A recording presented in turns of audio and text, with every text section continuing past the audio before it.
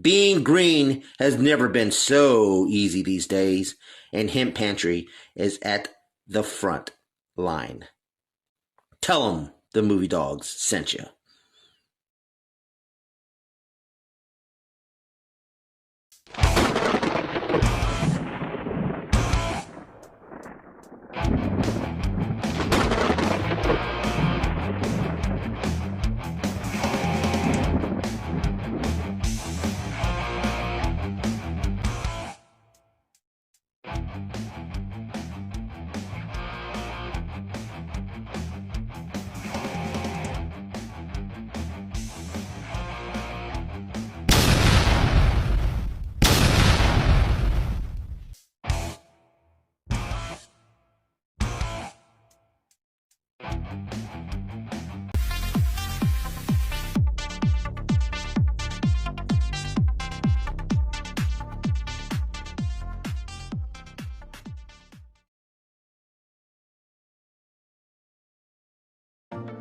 Welcome, Citrus County's newest sensation, International Egg Rolls.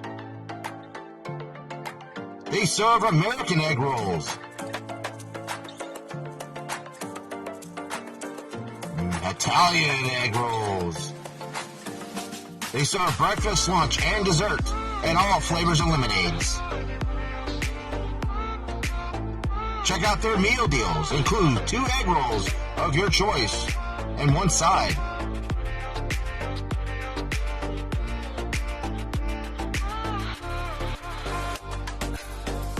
Don't forget to try their Mexican egg rolls and their delicious Caribbean egg rolls.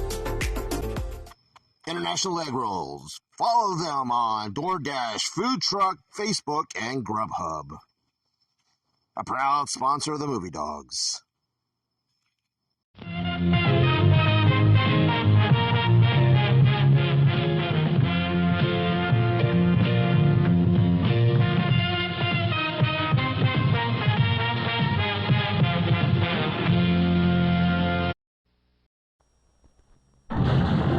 From a doomed planet in a distant galaxy to a fantastic underground hideaway, from the Fortress of Solitude to the bustling city room of the Daily Planet. Look, up on the screen. It's Superman.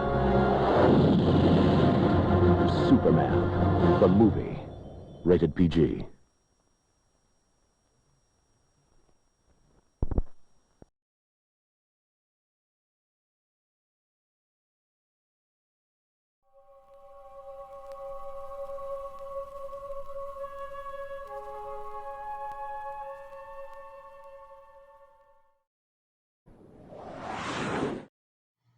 And welcome to a new episode of the Movie Dog Show. Alright, folks, we're going to be talking about Superman, the movie, starring Marlon Brando, Gene Hackman, Christopher Reeve, and Margot Kidder. It was directed by Richard Donner, and it came out in December of 1978. It is the hallmark and the stamp of comic book superhero movies of the modern era. Ladies and gentlemen, we're going to be joined by none other than one of my favorite guests, Joshua Church. He's the owner of River Monster Comics. All right, folks, let's get right into it. And while you're at it, folks, hit the thumbs up and share this video. And, folks, if you haven't yet, subscribe to this channel. And check us out on all other social media platforms. All right, Josh, welcome. Hey, how's it going, man? Oh, it's a rainy day. Yeah, it's pretty miserable out. Well, Josh, let's get right into it, man. Superman, the movie, 1978. This is the hallmark. As I said at the beginning of the show, this is the hallmark of superhero movies in the modern cinema era. Absolutely. I can remember seeing at least Superman 2. I remember seeing Superman 2 in theaters, and that's, you know how at the end of each Superman movie, Christopher Reeve flies around the world, and you know, he goes up to the towards the camera and he breaks character and smiles at the camera. And that is one of my favorite and most memorable moments because my mom, I've said this on the channel before, but my mom leaned over to me telling me that he's smiling at me. And for a young boy that's probably maybe, I think I was 6, 7 years old at the time, that's a big deal. You know, that's Superman. You know, yeah, I'm a big Batman fan, but Superman is our introduction to comic books. Yeah, I mean, that moment that you're talking about is like I'm sitting here smiling, thinking about it. I think without a shadow of a doubt, the standout thing about Chris Reeve Superman is that feeling, that warmth. You know, it just comes through immediately. Yeah. I don't think there was anybody at the time. You know, I mean, you had Richard Donner directing this film, and this movie was more or less known for back when it was announced for the hiring of Marlon Brando and the money that the Salkinds, the producers of the film, had made, and the fact that their scope, that they're arranging this film on, that they were doing 2 movies, this epic 2-part movie, which was ahead of its time. Which, and all that. yeah, I mean, and the Salkinds, they produced the 3 Musketeers movies back in the 70s, and you know, of course, that because of that, they changed laws that, you know, you're gonna have to tell people you're making 2 movies. You know, don't trick them. But I mean, again, the grand scale of this, and as you were saying, with Christopher Reeve, you know, I don't think there was anybody else at that time that, you know, because the Salkinds, they wanted to get notable actors like Robert Redford playing Superman. I mean, you got to get an unknown to play this character, because you got to believe that this is Superman. Yeah, I mean, you're totally right. It's like the thought process behind, we need a notable star, but with a character like Superman, you need, just like the tagline, "You will believe a man can fly," is like you need to believe that is Superman. Mm-hmm. That nobody else can be him. Like that, forever he would be typecast as that. Like just because it would left such an imprint on everyone who saw it. I mean, you know, and he to gush about Chris Reeve for a minute. I mean, his portrayal, again, he kind of set the tone for every other person who's ever going to play the character, that you have to be able to physically transition from Clark to Superman, and he did such a notable job and of being able to, in camera, take the glasses off and stand up straight and throw them back on and crouch. It's posture. Yeah, sensational. Yeah, absolutely. His performance was posture. Yes, it was. And it was very smart, and you could tell he was a very trained actor who knew what he was doing. But you bought it. Yeah. And then, of course, what's the great thing about this film is that it's literally in 3 parts. Mm-hmm. You have everything in the beginning with Krypton and the way they spoke eloquently. And Marlon Brando, even though the man reads off cue cards, he still did it. And I mean, and it's funny, you know, he was the Godfather, and the Godfather writer and the author of the book, Mario Puzo, developed the story for this film. Yeah. And of course, you know, they had so many different writers penned into this film, and of course, I think what helped it really flow well was Tom McKenzie, who was a collaborator and friend of Richard Donner. But I had to say that those moments on Krypton, though, it was so different because it was all crystal, and how, you know, how they really, you know, focused on how crystals become its environment, or it influences the environment to become part of it. And the reflective costume. Yes. That slow pan into the world, and that music building and swelling, and then of course, like you said, Marlon Brando, even though the much maligned, like, he was reading off people's chests and stuff, it's like he set the tone, though. It's like when you're sitting there, you're getting drawn in by that speech, you know, about the father becomes the son and the son becomes the father speech, and it's like it connects with you immediately. You go, wow, man, that's another world, and it's at another level. And and then you just buy it. Like once he's training his son and talking to him later, you completely go, yeah, that would be the father of Superman. Yeah, I mean, and the thing is that, of course, the Christian allegories that are throughout Superman's mythology, he was looking like science fiction Moses, or the whole godding Jesus motif. I mean, they really captured that very well, especially when it came to the villains. That was like the fall of Lucifer when it came to the three villains when they were being banished to the Phantom Zone, and you get that heavenly feeling when you're on Krypton.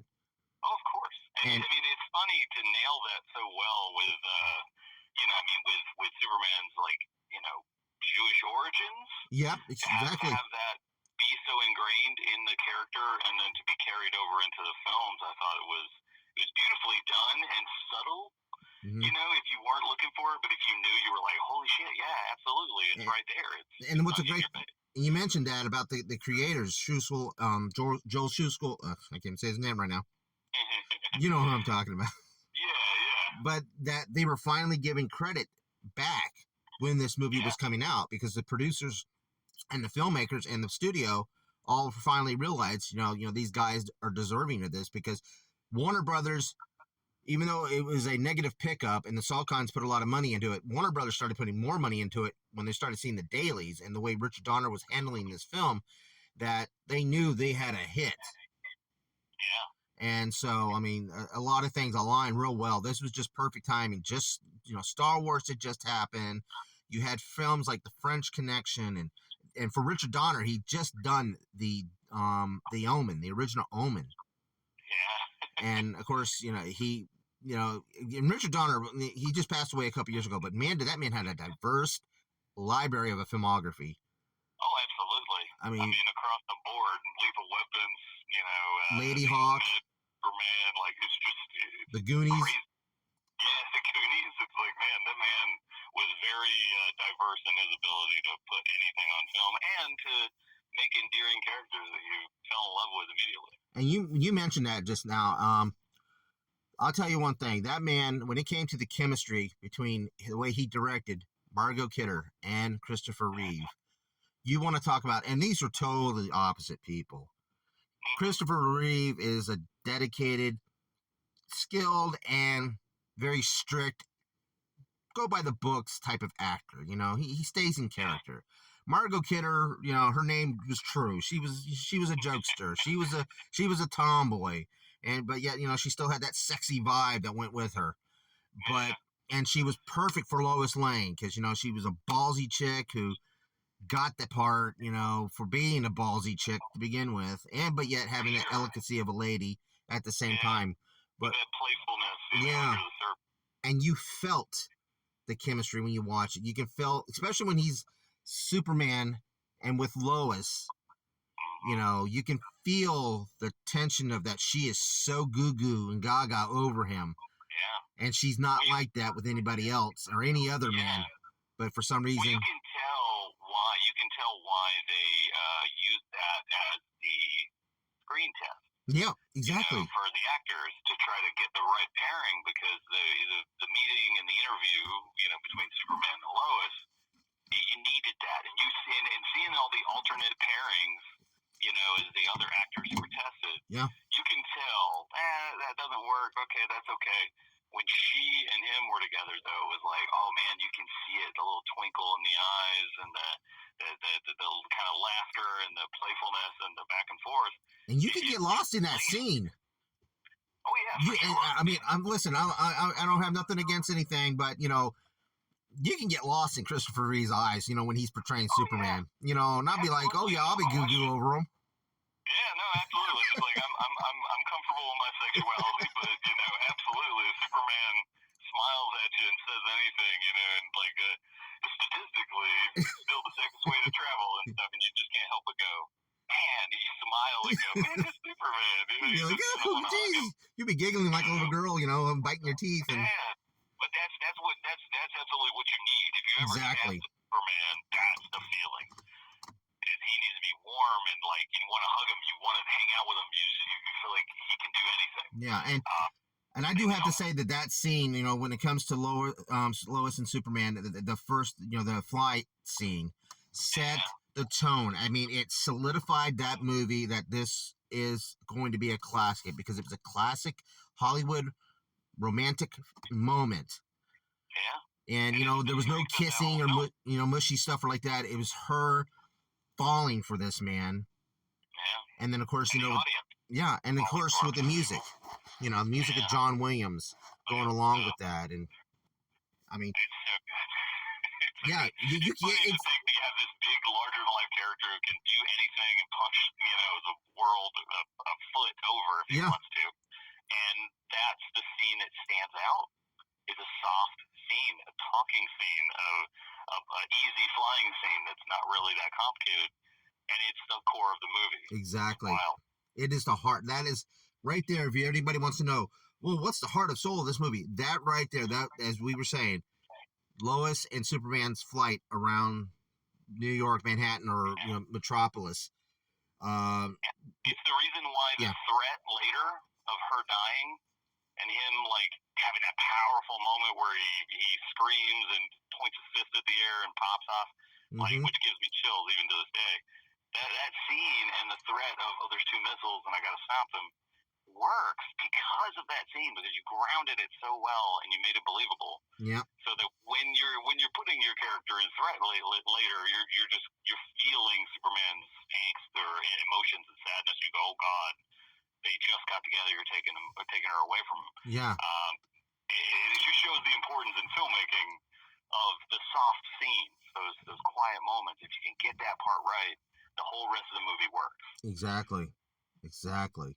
I mean, my kids, you know, they don't look at it like that, but they, again, my kids, you know, they're, I guess you would say millennials. I don't know what generation we call those kids nowadays, but Gen Z, I guess. Yeah, but they enjoy it. I mean, there's still kids out there that still enjoy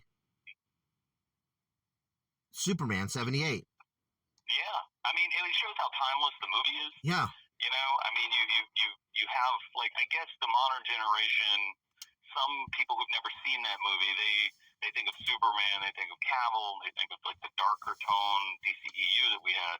Yes. But anybody who's ever seen Superman 78 goes, no. Like, Cavill did great. No hate on him. No hate on DCEU for their portrayal of Superman. However, that is Superman. Like, from the page. Like, if you know Superman from the comics, there's a reason why so many comic artists, Gary Frank included, have drawn Superman as Chris Reeve. And it's because he left such a stamp on it. Oh, God, I know. Even more so than George Reeves. Yeah, even more so than the first man to play Superman, George Reeves. And yeah. Like well, actually, I think he was the second man because there was another guy that did it in the serials. That's right. You're right. But the first, I guess, full series, like large, amount, but leave an imprint. But it's wild to think that you think he's left a forever stamp. Yeah, I mean, and last to now. And this movie, as I said, it is. I mean, again, especially when it came to DC, you know, there was nothing. There was no. I mean, there was a few TV shows here and there and TV movies, but Superman really kicked it into overdrive. Trying to get, I mean, oddly enough, the second DC movie to come, or DC themed character to come out was Swamp Thing. Yeah. And it was another decade until Batman was was about to come out, you know? Yeah. But it's crazy to think that it came out at that time. I mean, that and Star Wars landing at a time when movies tended to be gritty, dark crime dramas, and then you have these 2 movies of Flights of Fancy and Good versus Evil and Black and White and Happy Hopeful, golly gee whiz. But both of those movies did outstanding. Oh yeah, because the world was dark and people needed a hero. I mean, and again, you know, and you have to say the cinematography, Jeffrey Ellsworth, who did the cinematography in this film, he died right before the movie came out. He, you know, the way the lighting was and this stuff, it kind of has like I want to say like a little bit of a elegant glow to it. Yeah, I was about to say a softness. It's like there's a softness to the lighting, and it feels like almost romantic in the way it's lit. Especially when it came to his time in Smallville, because I said this film is done in 3 parts. His father's life, up to, you know, having to rescue him, then going off living in, you know, Kansas, and then of course, you know, the third part, his life in Metropolis. Yeah. But I have to say, they were able to make it all blend well, but yet also have a different feel, because it was a Norman Rockwell feel to it when you were in Kansas. Oh, for sure. Yeah, very, very much so. With the very old school vehicles and the farmhouse and Mom, Pa Kent and that great "You were put on this earth for a reason" son speech, and the sweeping vistas of fields and stuff. It's very like iconic and stays with you. Yeah. And for the Kents only being on film for a little bit, it's very warm and loving, and you understand, how this kid like had those values instilled in him. Yeah. Now we're gonna go opposite here. I'm gonna go talk about the villains of this film. Of course, you had the legendary, my favorite actor of all time, Gene Hackman, Ned Beatty, and Phyllis Sassler, I think it was her name, that played Miss Tessmacher. They three totally opposite personalities, but yet they were so well complemented. Gene Hackman's Lex Luthor, which I think I can't understand how nobody can ever. I just can't picture anybody else playing Lex Luthor except Gene Hackman, and he did it with hair. Even though they hinted that he was bald because he didn't want to be bald for the whole movie, and it's understandable. Gene Hackman was losing his hair, and he wanted to keep as much of it as he can. Yeah, understandable. But again, Gene Hackman just gave this character personality, because Lex Luthor was always a two-dimensional character. Mm-hmm. And he was a fun Lex. Yeah. Yeah. And they started using that a little bit more as time went on in other formats and other mediums of Superman. Except in like the cartoon, they kind of gave him more of a serious tone on the cartoon. But again, Lex Luthor, he's a guy you love to hate, and yeah, because he's charismatic. You understand he's brilliant. Yeah. And you get what he's doing, but you're kind of like, dude, this is terrible. Yeah. This is terrible. But you I guess you kind of feel his larger than life attitude, his vision, the way he interacts with everyone around him, and the little subtle thing of a man so brilliant with such a big ego that he can't surround himself with intelligent people. Exactly. He has to surround himself with incompetency. Yeah. So he's constantly like, Otisburg, yeah. Yelling, Miss Texmacher, it's going crazy. And it's funny to me because it's something that you could have not done, but it's a subtle jab at who the character is. Exactly. If he has any challenge around him, he's like, I can't handle this. Yeah. Yeah, his ego can't take it, And I mean, it just, again, Gene Hackman, I don't know why. I guess because it was a comic book movie that maybe worked against it, but Gene Hackman really should have gotten an Academy Award nomination for this role. I mean, the guy had just won one for The French Connection not too long before, but again, I mean, he's such a damn good actor. Everything he's ever done, I've always loved. He's my favorite actor, as I said before. True. I mean, he's always been good, and you can see a little bit of like his Lex in a lot of his villains that he's played. Whether it's the main villain in Unforgiven or whatever, you can get that. I'm a charismatic, guy. Everybody loves me. Yeah. But I have this dark side. Yeah. Don't care about people. And of course, the real estate scam is basically what Kevin Smith would. Real estate. Honestly, throughout the films, they've never done a Lex that was better. Mm-hmm. I mean, Spacey did an okay job. I didn't mind Spacey, even though he's been blackballed by Hollywood for right reasons. He did an okay job, but it's hard to follow Hackman. Oh God, yeah. And of course, when it came to the ending of the film, that was actually supposed to be the ending for part 2. For part 2, yeah. But again, showing the power of Superman, that he can do everything, that you can turn back time, and of course that conviction that he was having when he was hearing both his fathers explaining to him, you can't do this, you're here for a reason, and so on. Brought more depth, with Christopher Reeve, basically, in reacting towards, those voices, and then realizing that, I have to do this. I have to disobey my heavenly Father in order to save humanity that are being unjust, and unfairly. And to show that Superman will break the rules. Yeah. Sometimes, if he feels like it's just, if he feels like it's the right cause, he will go, even though my father wouldn't want me to do this, I'm doing this. And in the long run, it was kind of for a selfish reason, yeah. Yeah, for sure. He was in love with this woman, but she didn't deserve to die. Yeah. And exactly. of course, we all have those issues. We all have those thoughts. Well, everybody has a blind spot, and I think it's smart to have a, because a lot of people will malign the ending and go, okay, it's kind of goofy, but you go, well, it is. Don't get me wrong, it is. Mm-hmm. However, doing it that way, having Superman have a blind spot for somebody he loves, gives him a flaw. Yeah. And I say it's much better to have that kind of a flaw where people like Lois and Jimmy and people he loves is his blind spot. It's a much better writing, to give depth to a character than to have him snap somebody's neck. Exactly. Not to take a jab. Yeah. But, but I do. I feel like having him have a flaw is one of those things that, sometimes writers for Superman forget to do, is to go, no, he's Kryptonian, but he's human. Yeah. He can still make mistakes. It's like, and to give Superman a feeling of, oh shit, well, if you went after his family, that's how you get him. Yeah. Well, interesting stuff. All right. Well, your closing thoughts before we head out of here, but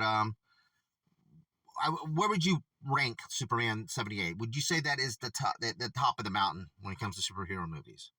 Honestly, I do. I feel like the closest any superhero movie's ever come to that kind of pinnacle is maybe The Dark Knight, maybe Avengers Endgame.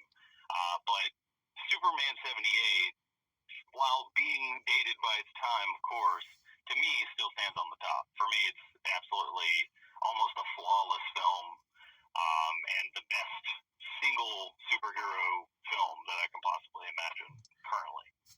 All right. Well, Josh, go ahead and give them all your info about your comic book shop out there in Denellen, real quick. All right. Yeah, we're River Monster Comics on Instagram, Facebook is just River Monster Comics. No spaces on Insta. But we have a little shop in the Aldi's Plaza in Denellen behind Wendy's. We sell all kinds of books, new books, old books, dollar bin books, toys and games, and pretty much anything nerdy you want to get your hands on. Perfect spot. Trust me, guys, this is a great place. You guys are going to love it if you go to it. It's one of the best comic book stores I've ever been to in my life. That's no bullshit either, folks. Thanks, Billy. No problem, man. And again, I'm glad that you were able to do this at the last minute. I think it was 2 days ago I called you. I had this planned about a month ago, what I was going to do. And I'm like, I'll tell him. And then, of course, it's like the last damn minute. Life happens. Yeah. But again, you know me. You can contact me and tell me you want to talk about Superman, and I'll talk about Superman. It could be 5 minutes, and I got words. Well, I'm pretty sure later this year we'll touch base when it comes to Superman 2. That's it right there. That's a two-parter right there. Oh, hell yeah. Absolutely. Well, folks, I want to thank again my guest, Joshua Church, for joining me today at such short notice. And again, man, this is one of the greatest films of all time, next to being one of the greatest comic book films of all time, folks.